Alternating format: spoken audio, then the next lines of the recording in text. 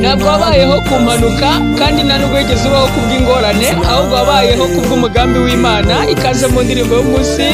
Mwene data abantu bakagutera urwango ntacyo nicyo ntacyo uzigezaho, kubera ko utarigeze amenya umunsi mama we yagusamiyeho, nta nubwo azamenya umunsi umubiri wawe uzasubira mu butaka wahozemo.